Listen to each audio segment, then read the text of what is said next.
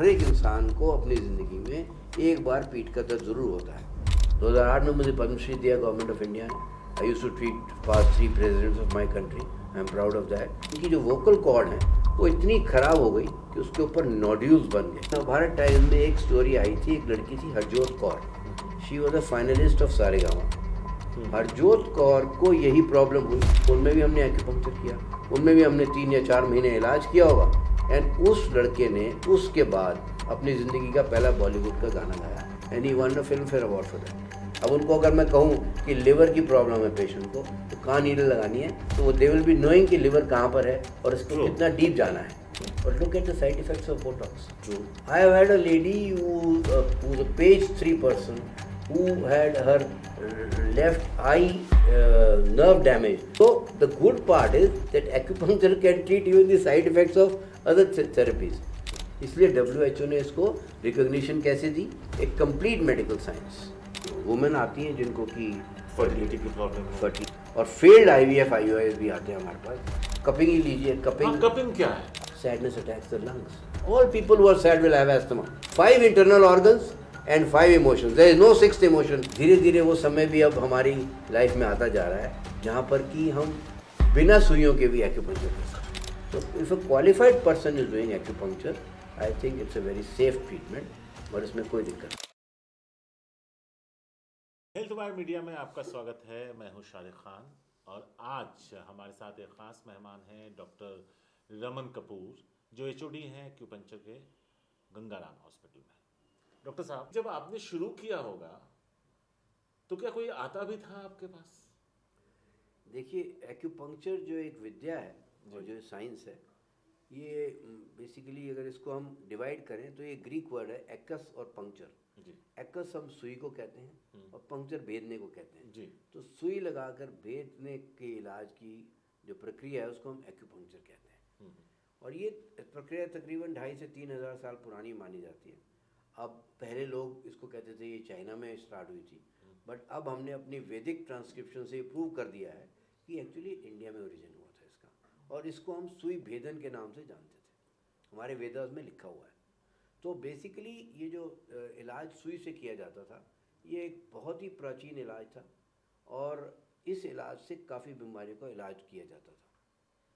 पर जैसे आपने कहा कि भाई आप को इसमें कैसे इंट्रोडक्शन हुआ या कैसे चले गए, तो बेसिकली मैं समझता हूँ जब मैंने MBBS अपना कंप्लीट किया और उसके बाद एक रुझान होता है, तो मैं समझ के चलता हूँ कि शायद डेस्टिनी में यही था मेरे लिए।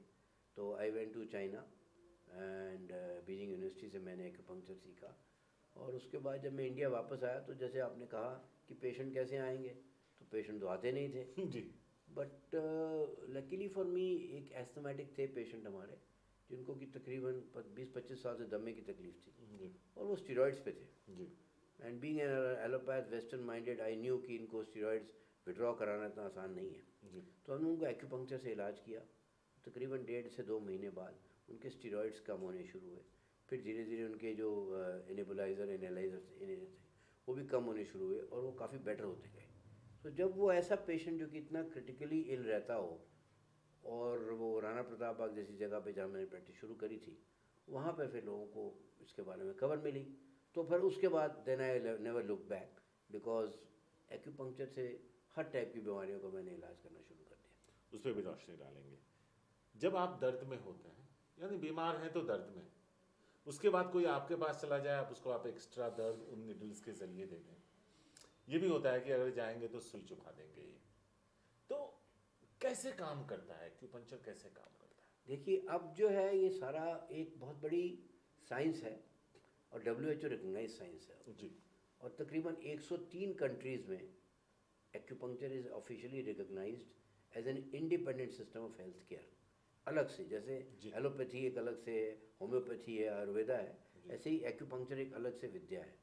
और WHO की अभी लेटेस्ट रिपोर्ट आई है 2023 टू 28 की, 5 साल का वो असेसमेंट करके करते हैं, और उन्होंने ये बताया कि वर्ल्ड में आज next to allopathy, next to western medicine, the most accepted system of therapy is acupuncture. Even I was surprise to know कि इतनी आज ये पॉपुलर हो गई है, just because of the efficacy, one, 2 because of the results, and 3 because सबसे important क्या है कि इसमें रिसर्च बहुत करी गई है ये प्रूव करने के लिए कि ये साइंटिफिक है।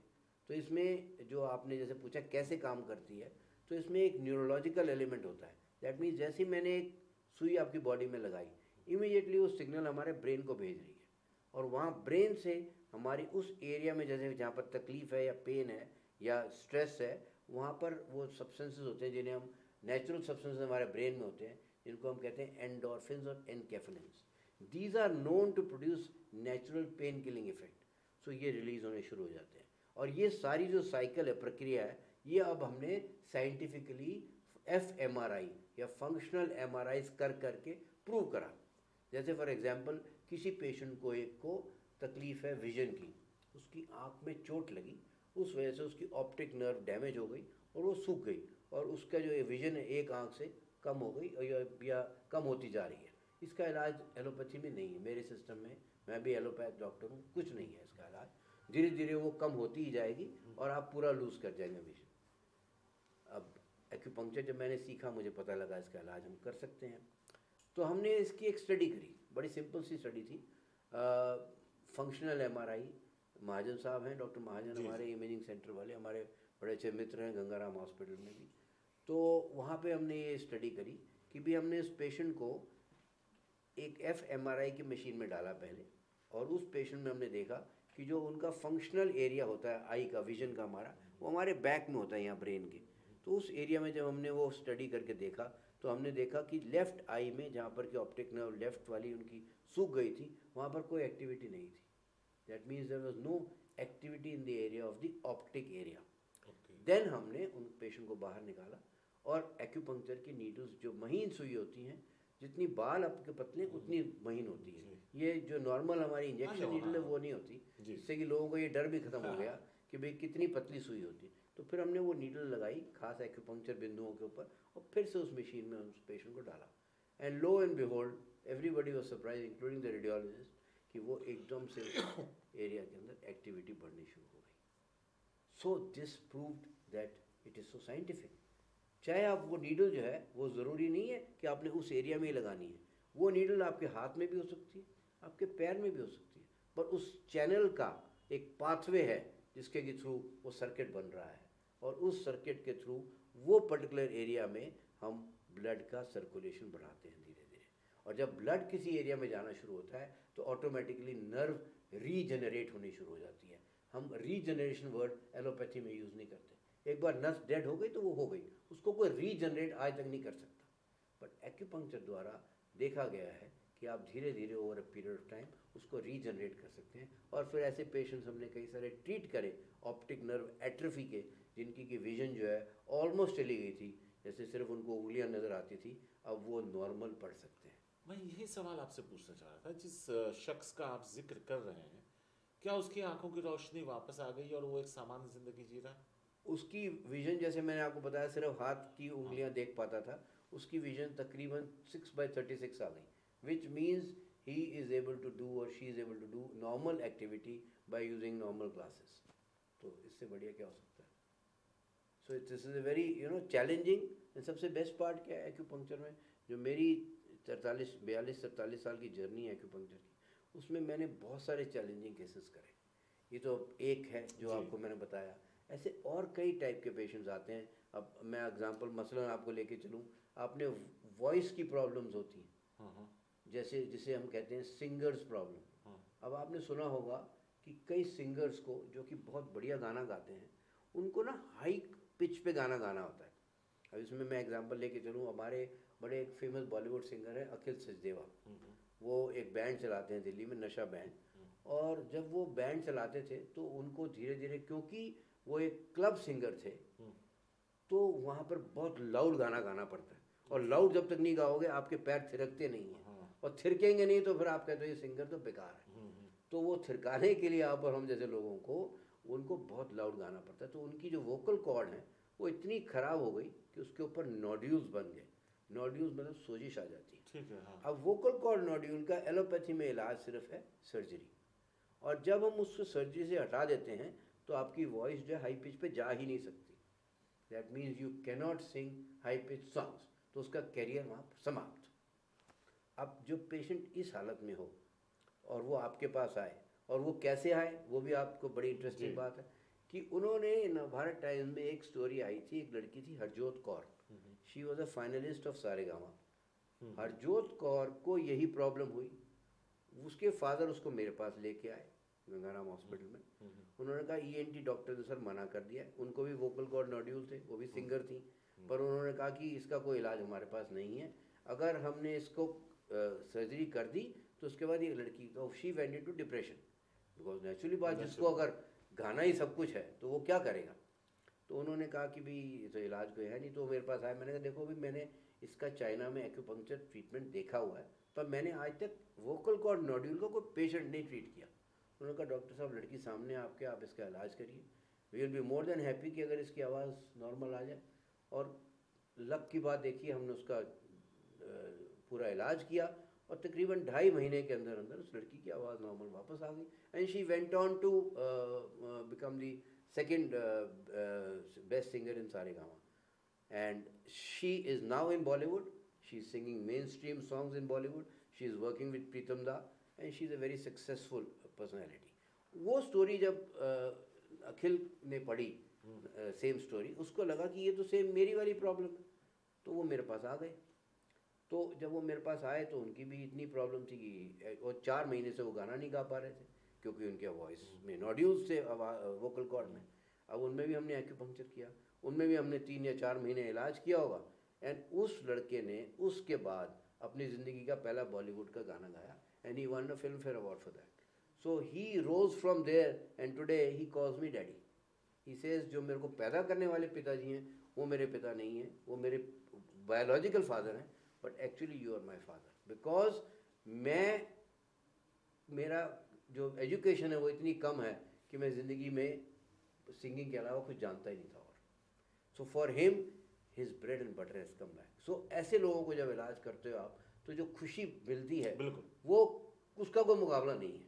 और उसके बाद मैंने कई और सिंगर्स को ये प्रॉब्लम ठीक करी। सो मेरे को लगता है कि कई एक ऐसी कंडीशंस हैं जिनमें कि हमारे पास कोई इलाज या कोई एक तरह का ना ऑप्शन ही नहीं है वेस्टर्न मेडिसिन में, और उसमें अगर आप इलाज कर सकते हैं तो एक बहुत बड़ी उपलब्धि है। डॉक्टर साहब यहीं पे सवाल था कि एक्यूपंक्चर से किस किस तरह की बीमारियां या कौन कौन सी बीमारियां हैं जिसमें डॉक्टर कपूर उनकी मदद कर सकता है? देखो अगर हम हेड टू टो लेते हैं जी, तो सिर में शुरू होते हैं सबसे पहले तो हेडेक्स। मोस्ट कॉमन प्रॉब्लम जो हम ट्रीट करते हैं वो होती है हेडेक्स, सिर में दर्द। अब वो स्ट्रेस हेडेक हो जो कि आजकल बहुत कॉमन है जी, और माइग्रेन्स हो, आधे सिर का दर्द जिसे हम कहते हैं।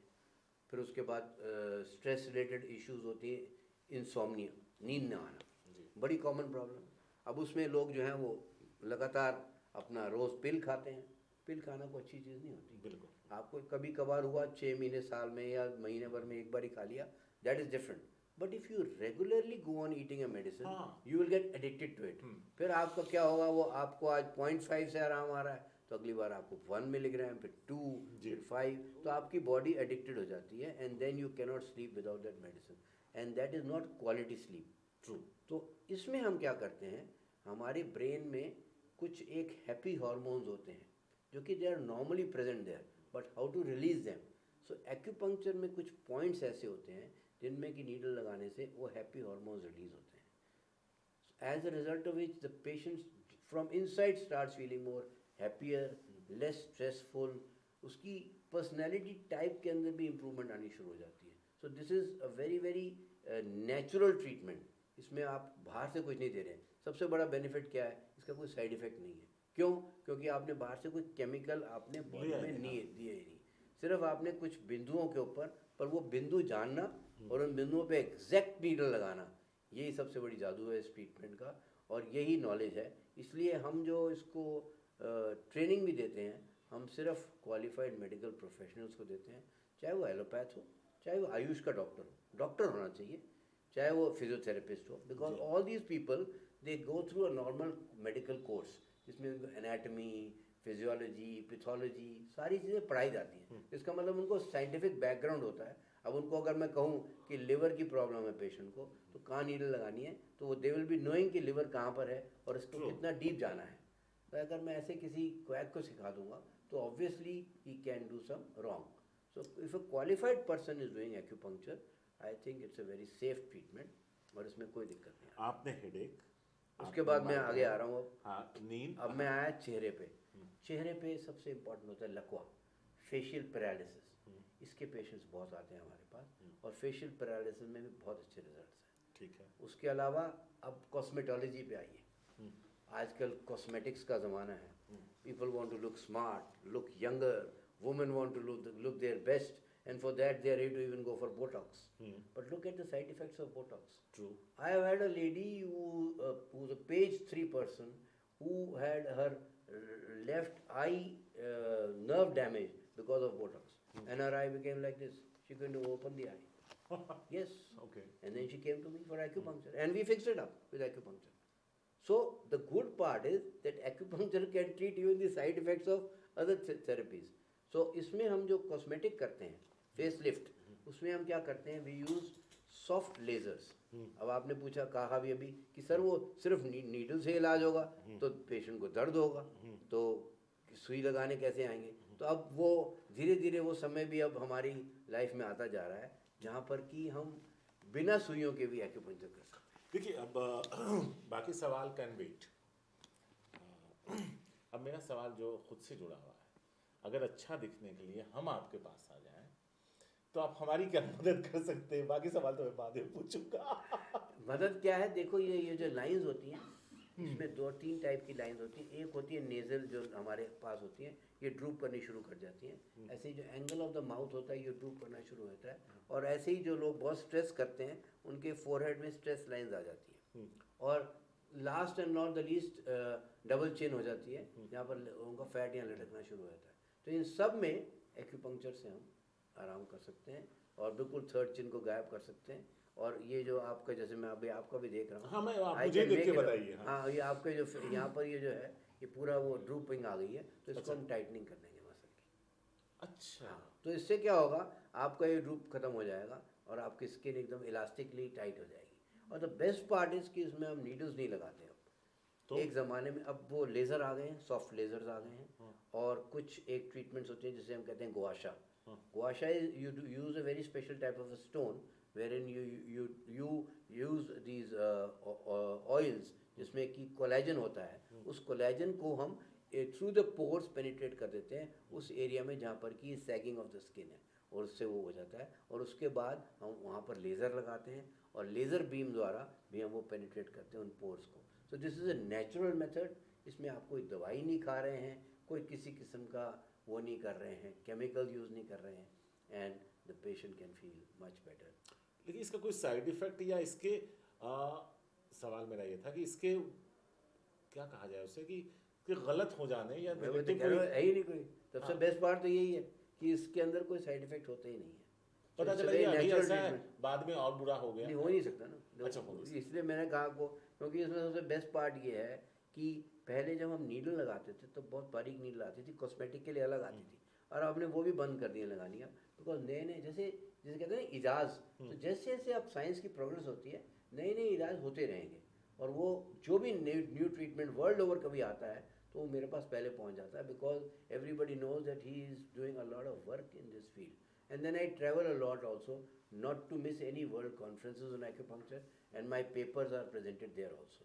So I am also doing a lot of research work in my country, and I see to it that anybody else who is doing worldwide is in communication with me, because knowledge एक ऐसी चीज़ है जो मैं समझता हूँ आखिरी सांस तक आपको लेती रहनी चाहिए और उसकी कोई लिमिट नहीं है. तो डॉक्टर साहब, पैरालिसिस, और आपने ये भी बता दिया कि अच्छा दिखने के लिए जो एज रिलेटेड जो इश्यूज आते हैं उससे भी, उसमें भी फायदा हो. और कौन सी बीमारी? अब हम आते हैं साइनोसाइटिस. सबसे कॉमन दिल्ली में आधे लोगों को जुकाम रहता है इस वक्त. सर्दी आई नहीं, छींकें आ रही हैं, हे फीवर हो रहा है, जुकाम हो रहा है, ड्राइनेस ऑफ द माउथ हो रही है, रिकरेंट ब्रोंकाइटिस और साइनोसाइटिस. और ये बच्चों में बहुत कॉमन है. अब आप कहेंगे कि बच्चे तो सुई लगवाएंगे नहीं, तो इसका बहुत बढ़िया टेक्निक अब आ गया है, उसे हम कहते हैं कलर थेरेपी. इसमें हम क्या करते हैं कि एक्यूपंक्चर के बिंदु वही रहेंगे, पर उसमें सुई ना लगा के हमारे पास एक मशीन होती है जिसमें कि कलर बीम्स के थ्रू हम उन्हीं एक्यूपंक्चर के बिंदुओं पर अलग अलग कलर्स के साथ ट्रीटमेंट करते हैं. और हर एक डिजीज़ के हिसाब से डिसाइड होता है कि कौन सा कलर दिया जाएगा। I will give you small example. First करो कोई बच्चा है बहुत ही सुस्त रहता है, बहुत ही लेथार्जिक रहता है, तो उसमें हम रेड कलर यूज़ करते हैं, because red is considered to be the colour of tonification. और ऐसे ही हमारे पास ADHD या ऑटिज़म के बच्चे आते हैं जो बड़े हाइपर एक्टिव होते हैं, जहाँ उठाया ग्लास पटक दिया, फेंक दिया।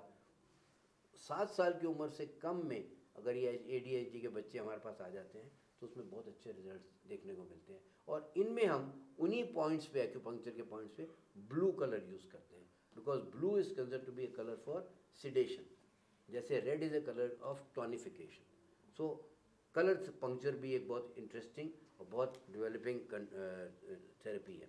अब छोटे बच्चे हैं, उनमें इम्यूनिटी की प्रॉब्लम हो रही है, बार बार गला ख़राब होना, ये दिल्ली की पोल्यूशन में रह रहे हैं लोग, उसमें भी इम्यूनिटी को बढ़ाने के लिए एक्यूपंक्चर बहुत बड़ा रोल प्ले कर रही है। और इम्यूनिटी बढ़ाने के लिए खास एक्यूपंक्चर बिंदुओं के ऊपर या तो आप नीडल लगाएंगे जो अडल्ट आराम से लगवा सकते हैं, बच्चों में आप कलर पंक्चर कर सकते हैं। और तीसरी ट्रीटमेंट एक और है जो कि चाइना से ही आई थी, बट बेसिकली इसमें हम एक मोक्सा हर्ब होता है, इसे मोक्सा कहते हैं हम, एक तरह की धूप अगरबत्ती जैसे हम जलाते हैं ना, वैसे एक हर्ब होता है, उस हर्ब से इन पॉइंट्स के ऊपर हीट करके भी इलाज किया जाता है। तो ये भी बहुत इफ़ेक्टिव ट्रीटमेंट है।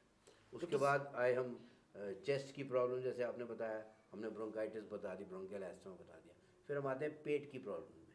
अब पेट की प्रॉब्लम भी सबसे कॉमन प्रॉब्लम है, इरिटेबल बाउल सिंड्रोम। हर दूसरे आदमी को दिल्ली के अंदर गैस की प्रॉब्लम है, विंड की प्रॉब्लम है, एसिडिटी की प्रॉब्लम है, ब्लोटिंग की प्रॉब्लम है, बार बार मोशन आने की प्रॉब्लम है, या कॉन्स्टिपेशन है, बिल्कुल आता ही नहीं मोशन। इन सब प्रॉब्लम्स में लिवर जो है हमारा और स्प्लीन, ये 2 ऑर्गन्स हैं जो कि मेन ऑर्गन माने जाते हैं डाइजेशन के। तो इन दोनों को ट्रीट एक्यूपंक्चर द्वारा करके ये भी जड़ से इस बीमारी को हम ठीक कर सकते हैं। तो आप ये कह रहे हैं कि कॉन्स्टिपेशन का इलाज भी है, बिल्कुल है, गैस का भी इलाज है, एसिडिटी का इलाज, सब। इसीलिए इसको कंप्लीट मेडिकल साइंस माना गया ना। एक सिस्टम को हम तभी कंप्लीट कह सकते हैं जब वो सारी बीमारियों का इलाज करे। अगर सिर्फ दर्दों में इलाज किया तो वो कंप्लीट नहीं होगा कभी। इसलिए WHO ने इसको रिकॉग्निशन कैसे दी, एक कंप्लीट मेडिकल साइंस। तो हमें ये याद रखना है। अब हमारी जद्दोजहद जो है वो 2009 में शुरू हुई। 2008 में मुझे पद्मश्री दिया गवर्नमेंट ऑफ इंडिया ने। I used to treat past 3 presidents of my country, I am proud of that. Shankar Dayal Sharma ji थे, उनकी वाइफ थी, KR नारायणन साहब थे, उनकी वाइफ थी, प्रतिभा पाटिल जी थे, उनके हस्बैंड थे, इन सबको मैंने ट्रीट किया। सो जब मुझे पद्मश्री मिला तो मेरे को ऐसा लगा कि मेरी जिम्मेवारी और बढ़ गई। और वो कैसे बढ़ी, that I now wanted to make it more popular in my country. So 2009 में हमने एक नेशनल कोऑर्डिनेशन कमेटी बनाई, जिसमें कि जो डॉक्टर्स इंडिया में प्रैक्टिस कर रहे हैं एक्यूपंक्चर के, मेरे अलावा और बहुत डॉक्टर्स भी हैं, उनको सबको मिला के तकरीबन 25 से 30 डॉक्टर्स की एक कमेटी बनाई गई। मेरे को चेयरमैन बनाया गया उसका, कि भाई आप गवर्नमेंट से कहिए, बात करिए कि भाई इस सिस्टम को अब हम एक independent system of health care के फॉर्म में, जैसे वर्ल्ड में 103 कंट्रीज़ में, यूरोप पूरा एक्सेप्ट करता है, पूरा अमेरिका कर रहा है, लंदन कर रहा है, ऑस्ट्रेलिया कर रहा है, फ्रांस कर रहा है, अगर सारी कंट्रीज़ के अंदर ये एक्सेप्टेड है तो हमारी कंट्री में क्यों नहीं है। तो इसको लेके हमने फिर 2009 से ये स्ट्रगल शुरू करी। और अब 15 साल बाद you will be happy to know that I have been, Nadda ji, our health minister, has announced it in parliament that acupuncture has been now recognized as an independent system of healthcare in India. और अब हम acupuncture के 12वीं के बाद ही colleges start करेंगे, जहाँ पर कि जैसे मैं 12वीं के बाद एलोपैथी स्ट्रीम में जा सकता हूँ, होम्योपैथी में जा सकता हूँ, आयुर्वेदा में जा सकता हूँ, ऐसे ही 5.5 साल का डिग्री कोर्स होगा एक्यूपंक्चर का। डॉक्टर साहब, यहाँ पे 2 सवाल थे जो आपने बहुत इंपॉर्टेंट बात कही है। एक तो पहले उस पर आते हैं, अभी के माहौल में, अभी के वक्त में डिप्रेशन एक बहुत बड़ा इशू, क्या उसके लिए भी कुछ? बिल्कुल, acupuncture is very effective in depression, but इसमें सबसे बड़ा बट ये है कि these patients have to be treated early in the stage of disease. क्या होता क्या है हमारे पास, क्योंकि एक्यूपंक्चर की प्रणाली को अभी इतना पॉपुलैरिटी नहीं है हमारी कंट्री में, तो लोगों के अंदर अवेयरनेस नहीं है। तो मेरा सबसे बड़ा जो कंसेप्ट है या जो मानना है वो ये है कि इसकी अवेयरनेस बढ़ाई जाए, जितनी ज़्यादा से ज़्यादा इसके ऊपर पॉडकास्ट करी जाएँ, राइट अप्स हों, पब्लिक अवेयरनेस टॉक्स करी जाएँ, उतना बेटर है। बिकॉज जो पेशेंट जो है वो हमारे पास आता है मर धड़ के, सारे इलाज करा के 15 साल पुराना डिप्रेशन का मरीज आएगा तो मैं उसमें क्योर नहीं कर पाऊँगा।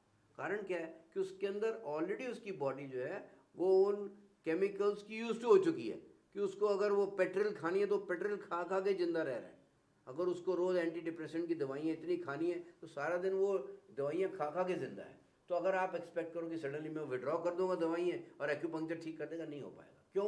क्योंकि जितना बॉडी ऑलरेडी वो केमिकल्स की यूज हो चुकी है उसको विड्रॉ करना ईजी नहीं है। बट अगर हम पहले 3 से 6 महीने में बीमारी की डिप्रेशन हुई किसी को, उसको 3 महीने हुए, 2 महीने हुए, 4 महीने हुए, वो एक्यूपंक्चर के लिए आ जाए तो 1-1.5 महीने में ख़त्म है बीमारी। मतलब ही नहीं है कि डिप्रेशन के रह जाएगी, बिकॉज हमने उसको जो उसका रूट कॉज है उसको पकड़ लिया जल्दी से।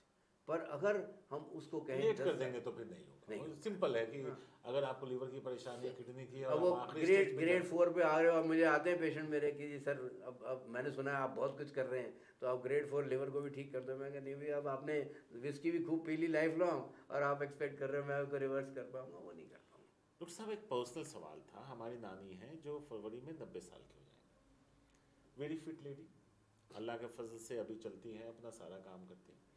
इधर मैंने कुछ वक्त से देखा कि उनकी याददाश्त जो है वो कम होती चली जा रही है। हमने MRI भी कराया तो उन्होंने कहा कि जो नस है वो सिकुड़ रही है याददाश्त वाली। अक्टूबर में मैं 10 दिन के लिए लंदन गया उनके साथ, मुझे 48 घंटे में वापस आना पड़ा क्योंकि उन्हें पता ही नहीं चला कि वो लंदन में। होटल में है तो बोल रही है कि मुझे अपने कमरे तक छोड़ दो, जहाज में बैठी है तो बोलती है हम यहाँ क्यों बैठे हैं, मैं अपने कमरे में चली जाती हूँ। तो इसका हमने एलोपैथिक के साथ साथ आयुर्वेदा इलाज भी करवा रहा हूँ, काफ़ी इम्प्रूवमेंट है। क्या अगर हम उनको आप तक लेकर आए, इस क्या कुछ किया जा सकता है? क्योंकि मेरी ख्वाहिश सिर्फ इतनी है कि जब तक वो हैं तब तक उनको पता होना चाहिए कि वो कौन है, हम कौन है, उनके कौन अपने थे और कौन बचा हुआ। अब इसमें क्या होता है, इसका एक स्केल होता है। मेरे को अपनी जो वेस्टर्न मेडिसिन की नॉलेज है, जो मेरे को एजुकेशन मिली एज ए एलोपैथ डॉक्टर, वो मुझे बड़ा हेल्प करती है मेरे को मेरी एक्यूपंक्चर की अपनी लाइफ के अंदर जी, अपने प्रोफेशन में। तो इसमें एक MMR होता है जिसमें कि हम एक क्वेश्चनियर होता है which is to find out your level of intelligence and your level of memory. So वो हम एक क्वेश्चनियर है। सॉरी मैं बीच में रोक दूँ, वो MBBS MS डॉक्टर हैं और NHS में लंदन में उन्होंने 50 साल काम किया है। बहुत बढ़िया। हाँ, तो जो ये क्वेश्चनियर है ये बड़ा एक ऐसा क्वेश्चनियर है which has been developed by the western doctors only. But इस क्वेश्चनियर का बेनिफिट क्या होता है कि इसमें एक स्कोरिंग होती है। सो अगर आपका 30 का स्कोर है और आपका 30/30 स्कोर आ गया उसमें, तो दैट मीन्स आपको कोई डिमेंशिया नहीं है, कोई आपको मेमोरी की प्रॉब्लम नहीं। ठीक है। अगर आपका यही स्कोर लेस देन 10 और 12 आ जाता है तो आपको सीवियर डिमेंशिया है। और आपका ये स्कोर 12 से लेके 20 के बीच में हो गया तो मॉडरेट डिमेंशिया है। और अगर 25 से 30 के बीच में आपका स्कोर रहता है तो आपको माइल्ड डिमेंशिया। तो जो माइल्ड डिमेंशिया है पेशेंट्स में, वहाँ पर एक्यूपंक्चर कामयाब है। जहाँ मॉडरेट है वहाँ you will have to take a chance, जहाँ सीवियर है मैं मना कर देता हूँ। So we have to be very practical in picking up patients. Anybody walking to my clinic is not taken up as a patient. So almost half a dozen patients I will be turning back every day, because if I think that I cannot treat, I will prefer saying no. उसका कारण क्या है? जैसे for example आप joint की problem देखिए, अब हम उसमें पहुंचे ही नहीं थे अभी। आर्थराइटिस में बहुत सक्सेसफुल है एक्यूपंक्चर, बहुत ज़्यादा सक्सेसफुल। नी के जॉइंट के पेन में बहुत यूजफुल है।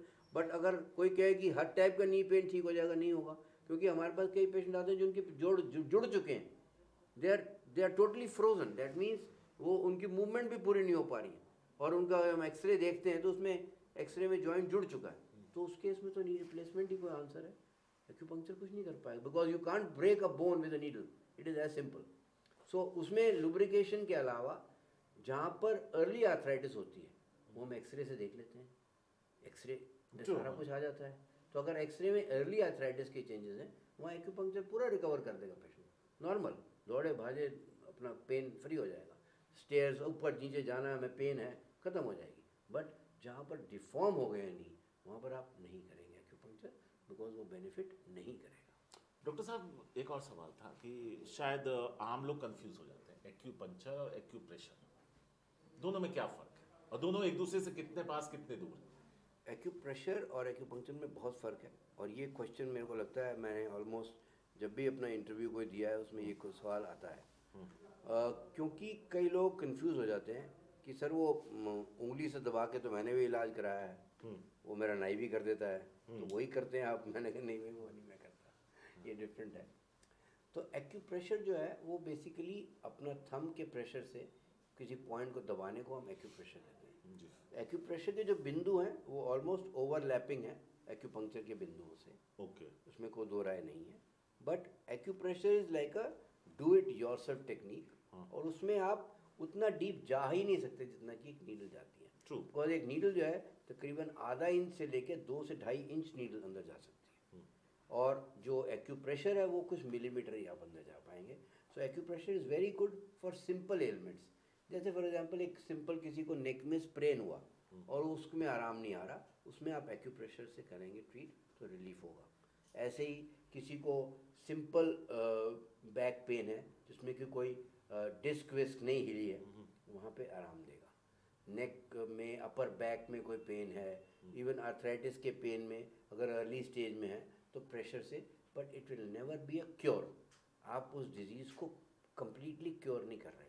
एक्यूपंक्चर में you are going deep enough to be able to manipulate the channels of energy, जिसके के थ्रू ये ऊर्जा का हम मानते हैं एक सर्कुलेशन हो रहा है हमारी बॉडी में। उस ऊर्जा की सर्कुलेशन को करेक्ट करने के लिए ही हम एक्यूपंक्चर करते हैं। एक और सवाल था कि अमूमन दिमाग में ये आता है कि हम गए और आपने जैसे बोला आधे इंच से लेकर 2.5 इंच तक आपने नीडल घुसा दिया, इज दैट पेनफुल? मैंने आपको सबसे बड़ी इंपॉर्टेंट चीज़ ये बताई कि जो सुई है वो उसकी जो उसकी थिकनेस है वो हेयर जितनी पतली सुई होती है। तो उसमें जैसे किसी चींटी ने काटा हो या मच्छर ने, एक्चुअली ये मच्छर वर्ड आया किरण बेदी मैडम ने जब इंटरव्यू दिया नवभारत में, उन्होंने कहा सुई इतनी दर्द करती है जैसे किसी मच्छर ने काटा हो। तो बिल्कुल इतना ही बाइट होता है, इंसेक्ट बाइट जिसे हम कहते हैं, उससे ज़्यादा पेन नहीं होता। क्योंकि कारण क्या है कि जो इसकी एक टेक्निक है वो बड़ी स्पेशलाइज्ड है, जिसमें कि आप कितनी डेप्थ पे जा रहे हो, और जो बेसिक पेन जिसको हम प्रिक भी कह रहे हैं वो होता है स्किन के लेवल पे। एक बार नीडल अंदर चली गई उसके बाद आपको पता नहीं लगता, वो चाहे आधा इंच जाए 1 इंच जाए उसको आपको पता लगेगा ही नहीं। बिकॉज और तकरीबन आप समझिए 5 से 10 मिनट लगते हैं एक पेशेंट को नीडल लगाने में। उसके बाद नीडल लगा के पेशेंट आधा घंटा लेटा रहता है, उसको पता भी नहीं लगता उसको नीडल लगी हुई हुई कि नहीं। और कई पेशेंट तो मेरी क्लिनिक में खराटे मार रहे होते हैं because they are relaxed. Acupuncture gives you a feeling of well being. इसी से जुड़ा हुआ सवाल था कि बहुत सारे ऐसे कैंसर्स हैं जो अपने आखिरी स्टेज में हैं, कीमोथेरेपी चल रहा है, रेडियोथेरेपी चल रहा है, बाकी ट्रीटमेंट चल रहा है, और कुछ कैंसर्स बहुत पेनफुल होते हैं। जैसे अमूमन लीवर कैंसर की बात होती है। हमारे पापा को जब ये लीवर कैंसर का डायग्नोस हुआ और आखिरी स्टेज था, फिर डॉक्टर ने कहा कुछ नहीं कर सकते, 9 से 10 महीने का वक्त है। उस वक्त उसके बाद हमारी सारी कवायद इस बात पे थी कि वो जब तक है तब तक दर्द में ना रहे। उसमें मुझे कामयाबी मिली, मैंने कई तरह की चीज़ें ट्राई करी। मेरा ये सवाल था कि ये जब आपको पता हो कि आपका जाना तय है, लेकिन जिस दिन आपका एग्जिट है और जो टाइम बचा है आपके पास, उसमें आप पेनलेस रहें, क्या उसके लिए भी लोग आपके पास आए? लोग आते हैं, आए नहीं, आते हैं। अब अवेयरनेस जैसे जैसे एजुकेटेड क्लास में बढ़ रही है people are coming to me. So chemotherapy से और रेडियोथेरेपी से जो साइड इफ़ेक्ट होते हैं जैसे nausea, vomiting, lack of sleep, lack of appetite, इसका हमारी वेस्टर्न साइंस में कोई ट्रीटमेंट नहीं है। सो अब इवन जो ऑन्कोलॉजिस्ट हैं वो अब मुझे रेफ़र करने लगे हैं। So this is a good change is happening, that they now realise that they can not do much. और वो अगर मेडिकेशन कोई देते भी हैं तो उसके साइड इफेक्ट इतने होते हैं। लोग तो पैचेस लगाते हैं बेचारे। हाँ, पेन के लिए हाँ। तो वो अब मेरे पास भेज देते हैं, उससे फर्क पड़ जाता है। पक्का। बड़ा अच्छा रिजल्ट है। एक चीज़ और था जो थोड़ा हट के सवाल है, अगर आप इस पर भी रोशनी डालें। अभी के वक्त में स्ट्रेस और लाइफस्टाइल ने लोगों के सेक्स लाइफ को बहुत इफेक्ट किया। बिल्कुल। क्या वैसे लोग भी आपके पास आए? बिल्कुल, क्या उसका इलाज है? आते हैं कि ईडी की परेशानी हाँ है? बिल्कुल। ejaculation, early ejaculation, premature ejaculation, हाँ, उसके लिए हार्ट आते में, हैं, हाँ, उसके लिए आते हैं। और इवन वुमेन आती हैं जिनको कि फर्टिलिटी की प्रॉब्लम हो, फर्टिलिटी, कंसीव ना इनफर्टिलिटी, कर रही हो। कंसीव ना कर रही हो। और फेल्ड आईवीएफ आईओआईएस भी आते हैं हमारे पास, जहाँ पर कि हार्मोनल इम्बैलेंस को हम एक्यूपंक्चर द्वारा करेक्ट कर देते हैं। आपको जान के हैरत होगी कि जो हॉलीवुड की जो टॉप नॉच एक्ट्रेसेस हैं वो सब एक्यूपंक्चर लेती हैं, and they openly talk about it. So if you go on Google and you search, you'll be surprised to know that a lot of the Hollywood actresses, they take it for cosmetic purposes and for fertility issues. And in the Western world today, every infertility team has to have a medical acupuncturist. ये compulsion हो गई। Obesity भी एक बड़ी वजह है परेशानियों की, उसके लिए कुछ है? देखिए, ओबेसिटी में ना सबसे इम्पॉर्टेंट चीज़ हमें ये पहले पता लगाना पड़ता है कि हार्मोनल रिलेटेड तो नहीं है। क्योंकि कई बार क्या होता है, अगर हाइपोथायरॉयडिज्म है, आपका थायराइड अंडर एक्टिव है और उस वजह से आप वेट गेन कर रहे हैं, तो उसमें अंडरलाइंग कॉज को ट्रीट करना ज़रूरी है बहुत। आप कहो कि नहीं, अंडरलाइंग कॉज तो मैंने ट्रीट नहीं किया, सिर्फ मैंने ओवरवेट ट्रीट किया, वो गलत है। सो अगर कॉज नहीं है और सिर्फ reason of overweight is your diet pattern और your overeating or eating a lot of rich, good, heavy food, then there is a very good treatment in acupuncture, जिसमें कि हम कान के अंदर पॉइंट्स होते हैं इसके, वहाँ पर हम सुई लगा देते हैं और उसकी और भी महीन सुइयाँ होती हैं, और वो लगाने से जो है आपकी एपेटाइट कम हो जाती है। जैसे फॉर एग्जांपल अगर आपको 4 रोटी की भूख है तो आप 2 के बाद ही फुल फील करना शुरू करेंगे। ये एक्यूपंक्चर का कमाल है। अच्छा। So you will feel fullness after half the meal. तो उससे क्या होता है पेशेंट को जो, और क्रेविंग फॉर स्वीट्स, ज़्यादातर ऐसे पेशेंट्स को बहुत क्रेविंग होती है मीठे की, वो भी ख़त्म हो जाती है एक्यूपंक्चर द्वारा। वो मेरे साथ। तो मैं क्या कह रहा हूँ, तो इसलिए एक्यूपंक्चर की जो इफ़ेक्ट्स हैं वो बहुत ही बढ़िया हैं। अब अगर आप इतना छोटा सा कान लीजिए और इसकी शेप देखिए अपने जाके मिरर में, आप हैरान होगे। इसकी shape is an inverted foetus sitting in the womb of a mother. कमाल की बात देखिए। और ये जो लॉब्यूल है आपका, ये जो लॉब्यूल है ये आपका हेड का एरिया है, और जहाँ पर लेडीज़ जो हैं वो गोल्ड का रिंग पहनती हैं, वो आई पॉइंट है एक्यूपंक्चर का। और अगर आप रैंडम सर्वे करेंगे आप हैरान होंगे जान के, more men wear glasses than women, and this is the reason for it. तो कान में एक पहन लिया जाए, बहुत अच्छी चीज़ है, पर गोल्ड, क्योंकि गोल्ड इज अ स्टिमुलेंट, वो आपकी आई बॉल की मसल्स को स्ट्रॉन्ग करेगा। वहाँ सिल्वर डाल दिया तो वो सिडेट कर देगा, उल्टा और कमज़ोर कर देगा। So gold is the point. So ये जो आपका ये जो एरिया जहाँ मैं दिखा रहा हूँ ये आपका स्पाइन है। तो आप हैरान होगे कि अगर आपको लोअर बैक में पेन है, शियाटिका की प्रॉब्लम है, तो मैं यहाँ नीडल लगा के ट्रीट भी कर सकता हूँ, ज़रूरी नहीं मेरे को बैक में नीडल लगाऊँ। सो this is a very beautiful science.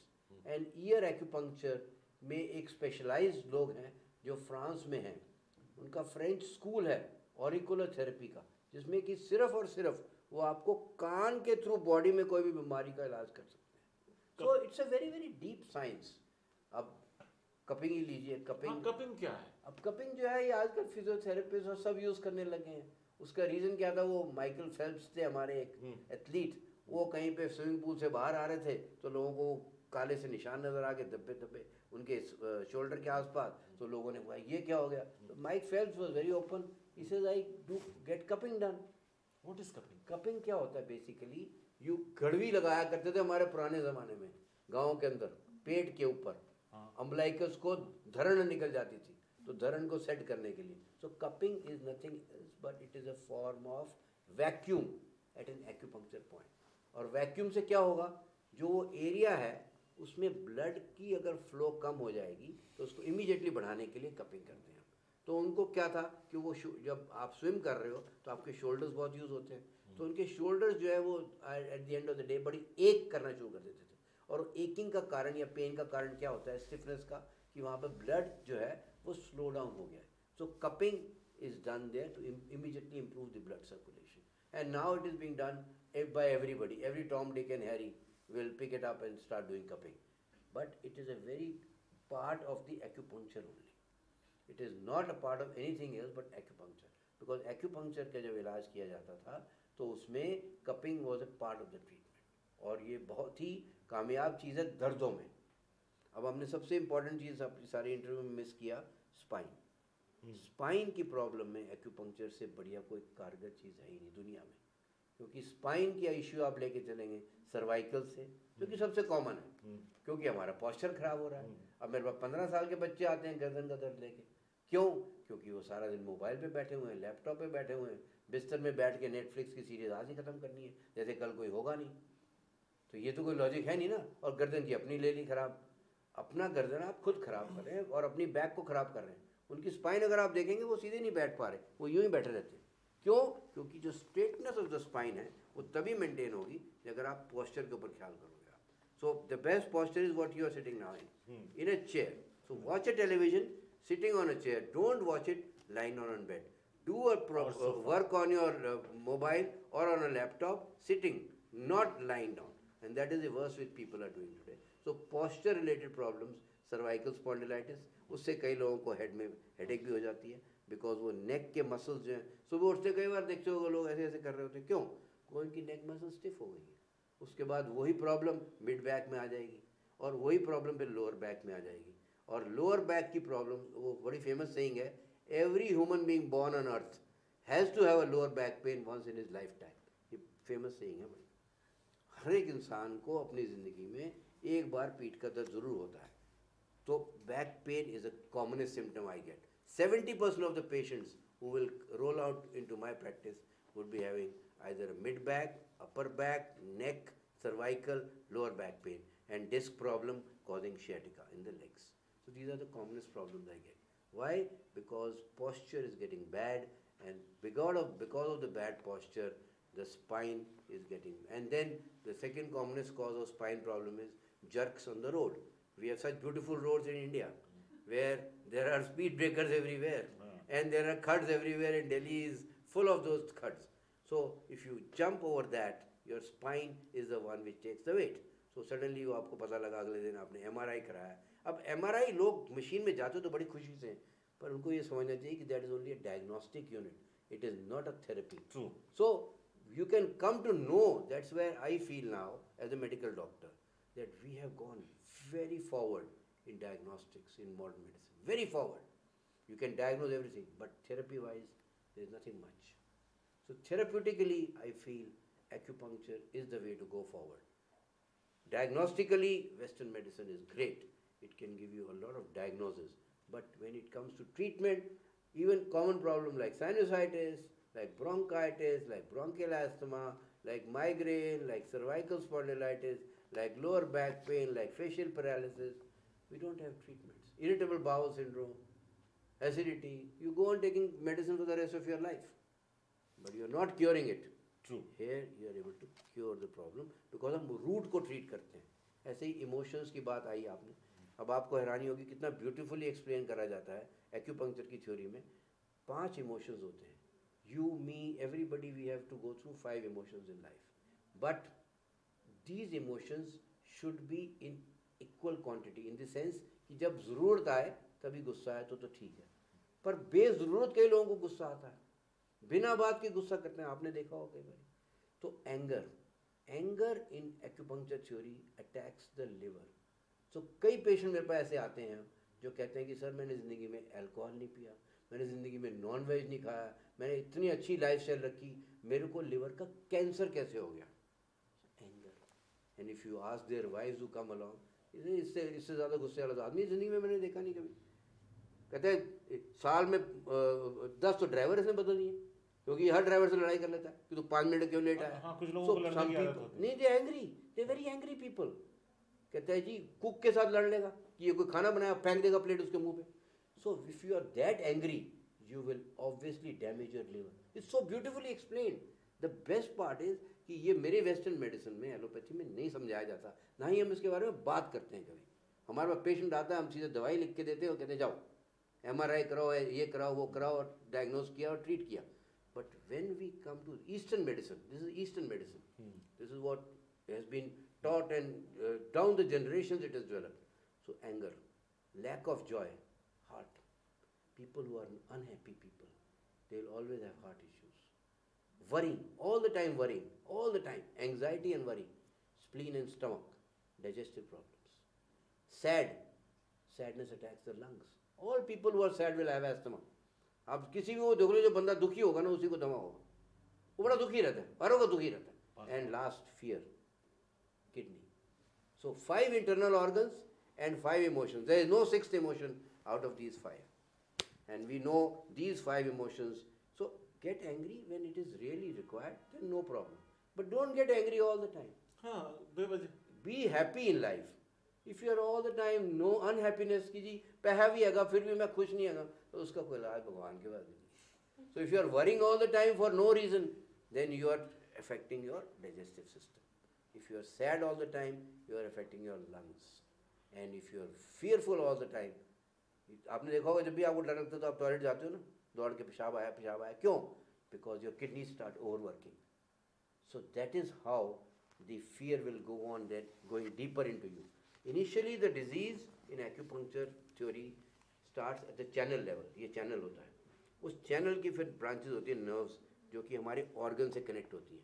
जब channel कमज़ोर पड़ा फिर धीरे धीरे tissues के through वो organ में बीमारी चली गई. जब वो organ में बीमारी आ जाती है तो वो disease के form में. अब जैसे आपको लोग कहते हैं सर पहले कैंसर नहीं होते थे सर, अब कैंसर क्यों होते हैं? बिकॉज सबसे आसान है क्योंकि अब इमोशनली हम बड़े डिप्राइव्ड हैं, हम हर वक्त इन इमोशंस के घेरे में रहते हैं. So disease is definitely being caused due to a lot of emotional issues. So let us now understand that the disease processes are more related to emotions also. चलिए एक आखिरी छोटा सा जवाब दे दीजिए. एजिंग की वजह से किसी की दूर की नज़र खराब हो रही हो और नज़दीक की नज़र खराब हो चुकी हो, क्या आपके पास आए? नहीं. देखो ageing is a process, it's a degenerative process. Vision loss अगर हाँ किसी की नर्व, मैंने जैसे बताया ऑप्टिक नर्व, तो उसमें मैं हेल्प करूँगा, बट ये इसमें नहीं करूँगा. बट हाँ high myopia in children we have had very good results. Less than 7 years of age अगर मायोपिया है बच्चे को -5 -8 का नंबर लग गया है, वहाँ मैं हेल्प कर सकता हूँ. डॉक्टर साहब जब ये इंटरव्यू शुरू किया था तो मुझे लग रहा था कि मैं आपसे क्या पूछूं और क्या ये एक ऐसा टॉपिक है जिस पर कोई इंटरव्यू आधे घंटे या 40 मिनट निकल सकता है. लेकिन आपसे बात करते हुए वक्त का पता नहीं चला और बहुत सारी ऐसी बातें हैं जो आज मेरे लिए भी नहीं थी. तो डॉक्टर साहब का ये इंटरव्यू ज़रूर ध्यान से देखिए, क्योंकि एक बेहतर, स्वस्थ और खुशहाल ज़िंदगी अगर जीनी है तो इन पैटर्न्स पे अगर काम करें, और अगर किसी तरह की परेशानियों से आप जूझ रहे हैं जिसके लिए आप एलोपैथिक डॉक्टर के पास नहीं जाना चाहते या वहाँ की और नहीं है, तो फिर एक्यूपंक्चर के लिए जाइए. प्रूवन है, बहुत सारे रिसर्च हैं और एक अच्छी बेहतर ज़िंदगी के लिए ये आपके लिए मददगार साबित होगा. फिलहाल आज के लिए इतना ही. मुझे दीजिए इजाज़त. नमस्कार.